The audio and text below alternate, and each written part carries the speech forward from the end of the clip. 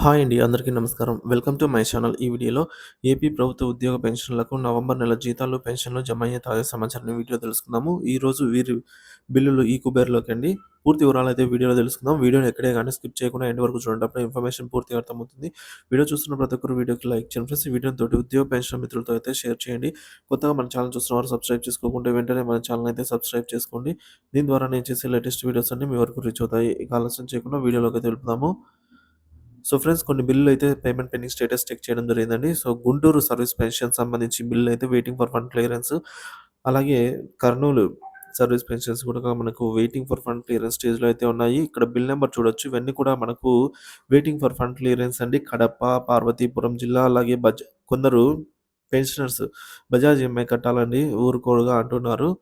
So అంటే ఒకటో తేదీ దాటిపోతే మనకి రెండో తేదీన కట్ అవుతదని అంటున్నారు. ఇక సీతమ్మధార విశాఖపట్నం అండ్ ట్రెజరీ పరిధిలో కూడా patients waiting for fund clearance అన్ని ఆల్ కూడా మనకు వెయిటింగ్ ఫర్ ఫండ్ క్లియరెన్స్ అని అయితే ఉన్నాయి.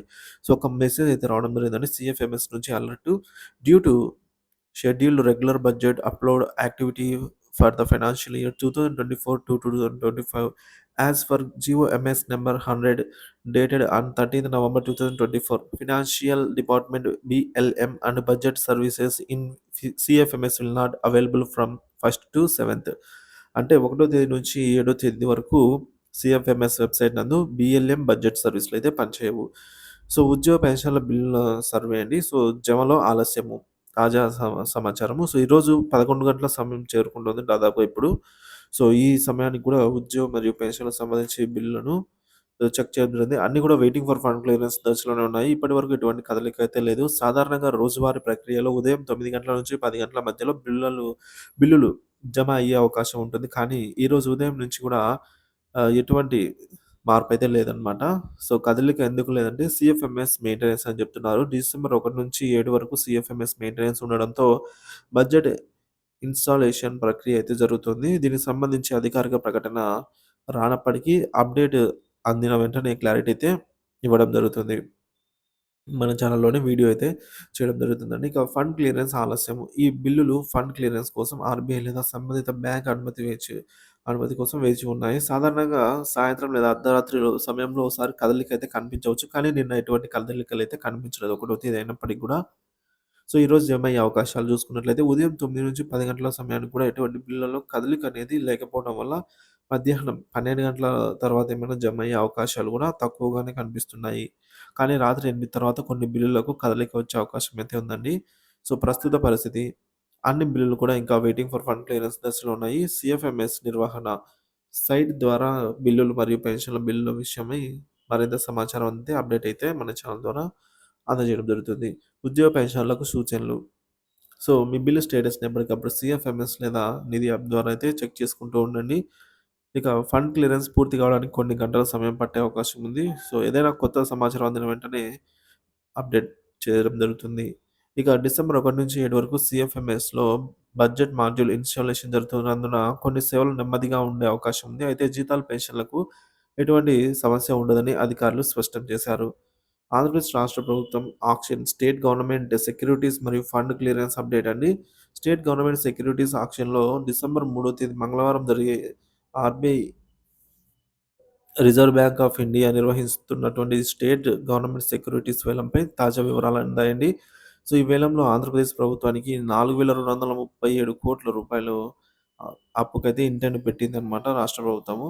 ఈ మొత్తం తాజా పరిస్థితుల్లో ఇది ఈ విధంగా అయితే ఉందండి. 10 సంవత్సరాలకు 1,237,00,00,000, 14 సంవత్సరాల కాలానికి తిరిగి చెల్లించేలాగా 1,500,00,00,000, మరొక 15 సంవత్సరాలు తిరిగి చెల్లించేలాగా 1,500,00,00,000. ఈ సెక్యూరిటీస్ వేలం ద్వారా RBI core banking solution e-Kuber system ద్వారా నిర్వహించబడుతుంది. ఇది రాష్ట్ర ప్రభుత్వానికి అవసరమైన నిధులను సేకరించడంలో కీలక భూమికనైతే పోషిస్తుంది. సో, కొందరు ఏమంటున్నారంటే మూడో తేదీ నుంచి అంటే రేపటి నుంచి జీతాలు, పెన్షన్‌లు ఈ అమౌంట్ రాగానే జమ అవుతుందని గూడా అభిప్రాయపడుతున్నారు. ఇక రాష్ట్ర వ్యాప్తంగా బిల్లుల పేమెంట్ స్టేటస్ అండి. సో, రాష్ట్ర వ్యాప్తంగా చూసుకున్నట్లయితే మార్కాపురం, తిరుపతి, గుంటూరు, నెల్లూరు, కడప, తెనాలి, మచిలీపట్నం, రాజమహేంద్రవరం, ఒంగోలు, సత్తెనపల్లి, బొబ్బిలి తదితర ప్రాంతాల్లో బిల్లుల పరిస్థితి పైన సమీక్ష జరిగింది. సో, బిల్లుల స్టేటస్ అయితే చాలా వరకు కూడా వెయిటింగ్ ఫర్ ఫండ్ క్లియరెన్స్ దశలోనే ఉన్నాయి. అయితే ఈరోజు బిల్లు పెన్షన్‌లలో ఖచ్చితంగా కదలిక వచ్చే అవకాశం అయితే ఉంది అని అభిప్రాయం అండి. ఉద్యోగుల బిల్లులు ప్రధానంగా గ్రామ సచివాలయ ఉద్యోగులు, అలాగే విద్యుత్ శాఖ, న్యాయశాఖ, రెవెన్యూ శాఖ, పంచాయతీరాజ్ వంటి బిల్లులు ముందుగా గ్రీన్ ఛానెల్‌లో వెళ్ళే అవకాశం అయితే ఉందన్నమాట క్లియరెన్స్‌కి. ఇక ఇతర శాఖలని water resource department, commercial tax వంటి ఇతర శాఖలకు సంబంధించి కూడా త్వరలోనే ఫండ్స్ క్లియరెన్స్ అయితే వేగవంతం కానుంది. పెన్షన్‌లకు సంబంధించి ఉద్యోగులు బిల్లులలో కదలిక వచ్చిన వెంటనే పెన్షన్‌లకు సంబంధించి బిల్లులు కూడా ప్రాసెసింగ్ అయితే మొదలవుతుంది. ఇక నిధుల క్లియరెన్స్ సమయం ప్రస్తుత పరిస్థితి ఉదయం 11 గంటల సమయానికి ఎక్కువ శాతం బిల్లులు ఇంకా వెయిటింగ్ ఫర్ ఫండ్ క్లియరెన్స్ దశలోనే ఉన్నాయి.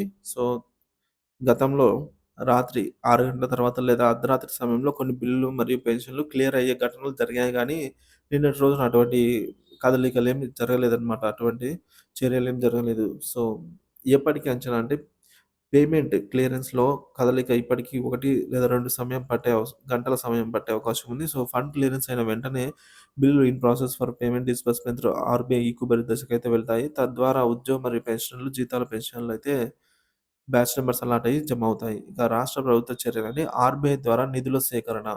సో, మనకు తెలిసిందే రాష్ట్రంలోని ఉద్యోగ మరియు ఉపాధ్యాయ పెన్షన్‌లు సమయానికి జీతాలు పొందే విధంగా అయితే ఉపయోగపడతాయి. ప్రాజెక్టు అభివృద్ధి కార్యక్రమాలు కూడా వేగవంతం చేయడంలో ఆర్‌బీఐ నుంచి తెచ్చుకున్న అమౌంట్ అయితే కీలకంగా ఉపయోగపడుతుంది. సో, ఆర్‌బీఐ నుంచి సేకరించిన అమౌంట్. ఇక నిధుల నిర్వహణ మరియు విడుదల అండి. రాష్ట్ర ఖజానా శాఖ పెండింగ్ బిల్లుల క్లియరెన్స్‌పై ప్రత్యేక దృష్టి పెట్టింది. సంబంధిత శాఖలు కూడా ప్రాధాన్యత క్రమంలో నిధులనైతే విడుదల చేయనున్నాయి.